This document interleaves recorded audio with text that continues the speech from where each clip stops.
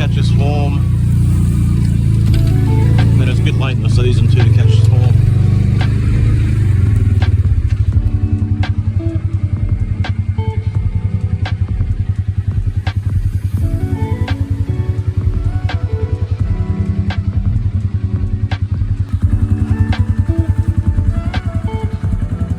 I've stood him back up now, and hopefully throughout this year we're going to catch a swarm in this hive. It's got no bees in it. I've got it set up. There is a few local beekeepers around the area, so hopefully we'll get a swarm this year.